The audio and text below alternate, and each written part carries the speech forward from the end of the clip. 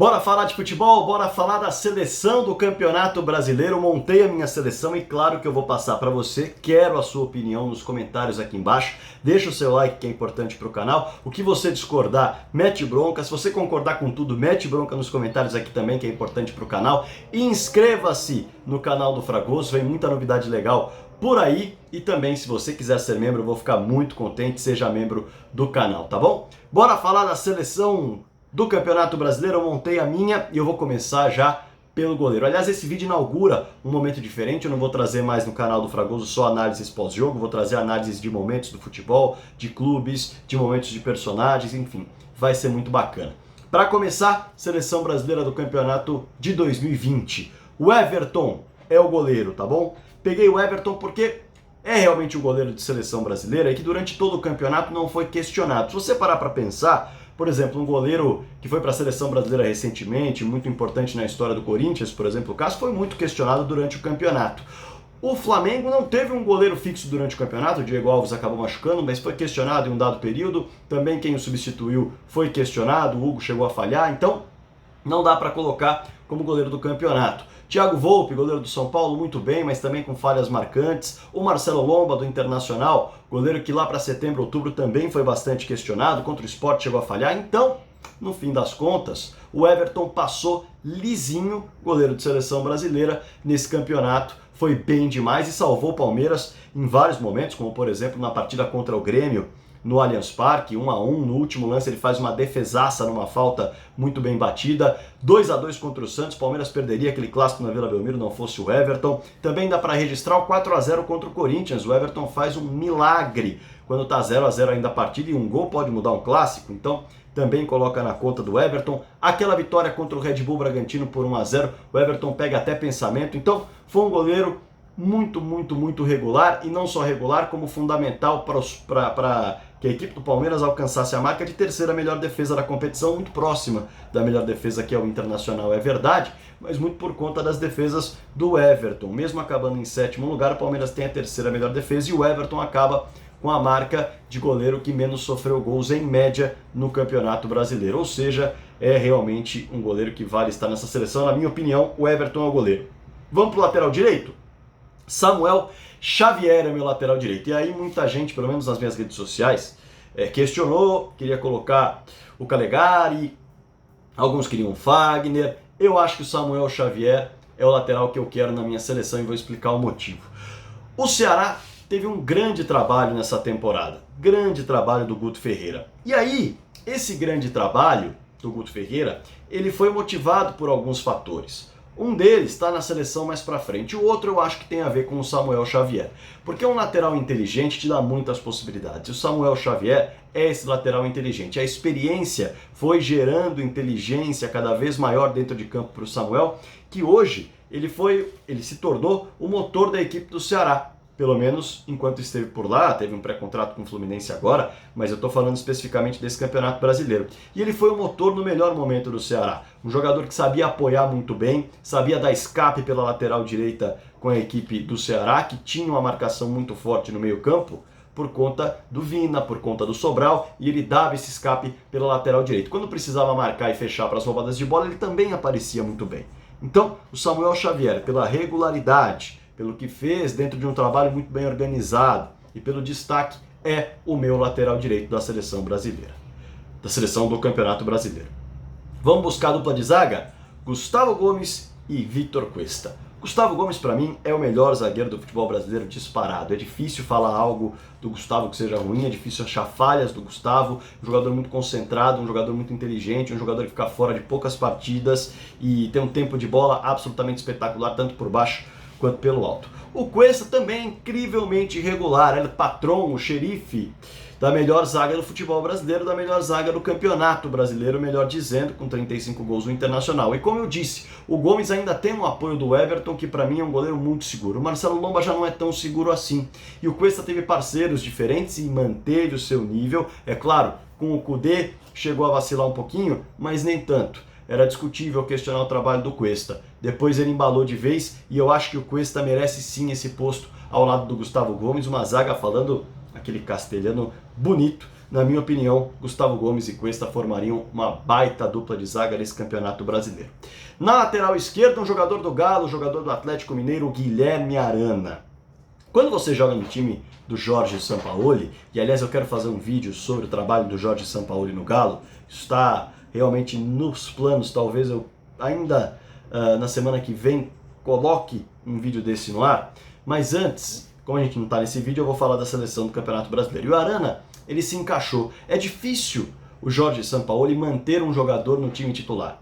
É muito complicado. O jogador tem que estar bem fisicamente durante todo o período.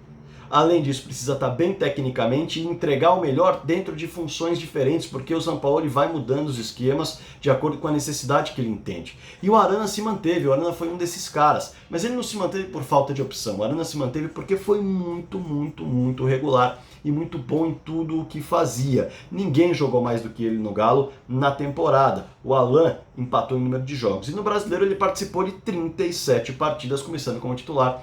35, jogando bem, não por falta de opção. E é um lateral praticamente ponta, é um jogador que consegue recompor muito bem, mas lá na frente é realmente incrível, é um lateral esquerdo que se torna um ponta com uma facilidade gigantesca. Não à toa, ele é um lateral que fez 4 gols, deu 6 assistências e sofreu 2 pênaltis, então é realmente um jogador muito bom. Um desses gols, aliás, foi de fora da área, qualidade também que muitos laterais não têm. Então é um jogador que é muito completo. Na minha opinião, é o lateral esquerdo da seleção do Campeonato Brasileiro. Por enquanto, então, o Everton no gol, Samuel Xavier na direita, Arana na esquerda, Gustavo Gomes e Vitor Cuesta. Vai anotando aí, depois você bota nos comentários o que você concorda e o que você discorda.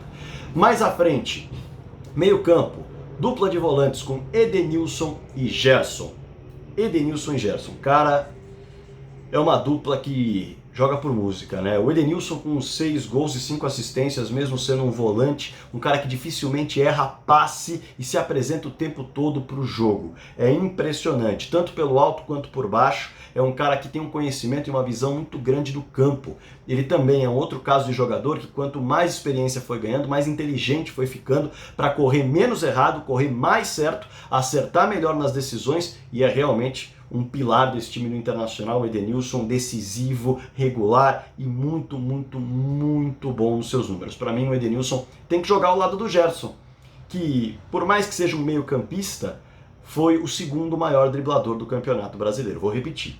Por mais que seja um meio-campista, foi o segundo maior driblador do Campeonato Brasileiro. E não é porque ele dribla e finaliza, dribla, não. Pedala, não, ele dribla porque ele limpa aquele marcador que está perto dele, de forma inteligente, rápida, objetiva e bagunça o adversário naturalmente, porque quando você dribla você tem que puxar um outro marcador para si que vai ter de soltar alguém, e o Gerson com isso conseguia criar espaços, e ele sabe localizar os espaços muito bem, tanto para atacar esses espaços, quanto para soltar essa bola no espaço para algum jogador chegar. Então é um meio-campista, como muitos dizem, que joga de terno. Uma capacidade de construção gigante, uma mobilidade no campo espetacular, um baita de um canhoto. Edenilson e Gerson ali no meio. Com a companhia de Claudinho e Vinha.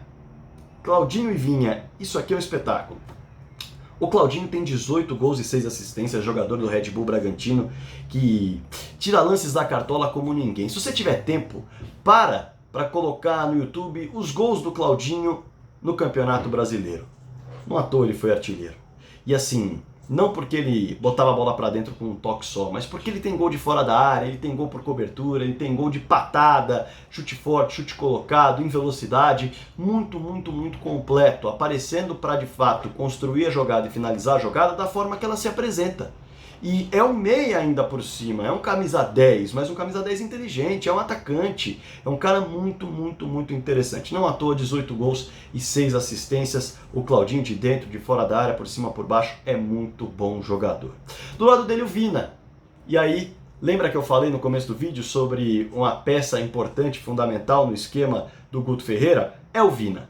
O Vina que é mais um desses casos de jogadores que ao longo da carreira vão evoluindo, vão ganhando inteligência espacial, vão ganhando inteligência na tomada de decisão com experiência, e aí você começa a perceber esse jogador correndo menos, mas decidindo mais. É o caso do Vina com 13 gols e 9 assistências. Olha só, é quase um equilíbrio do que ele finaliza e conclui em gol e do que ele entrega para alguém finalizar e colocar a bola nas redes. Flutua por todo o campo. Vina, que em várias partidas aparecia caindo pela esquerda, em outras caindo pela direita, infiltrando dentro da área, indo buscar a bola no campo de defesa. Então ele flutua por todo o campo. Tem a bola parada, uma ótima bola parada, não à toa tem esse bom número de assistências e também nos dribles costuma acertar, ainda que seja algo que ele faça menos, carrega mais para fazer no corte em velocidade. Para mim, essa é a dupla de armadores que eu quero ter no meu time, então Claudinho e Vina.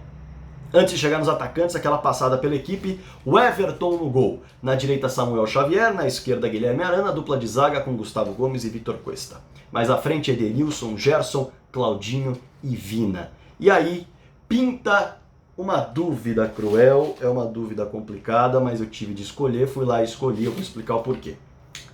Marinho e Gabigol estão no ataque. Fragoso, Luciano, muita gente chegou para mim e falou, Luciano, Fragoso, Luciano tem que estar aí. Pô, o Luciano não tá na sua seleção, como que o Luciano não tá? Eu vou chegar lá. O Marinho é meu segundo atacante nessa seleção. Pela explosão que tem, eu vi o Marinho, eu fiz transmissões no Campeonato Brasileiro da Série A no ano passado e nesse ano, e eu pude ver o Marinho jogando na ponta direita, bem pertinho de onde eu fiquei no gramado várias vezes. A explosão dele para receber passe e para cortar um adversário, para tirar o cara da jogada, é algo de outro planeta.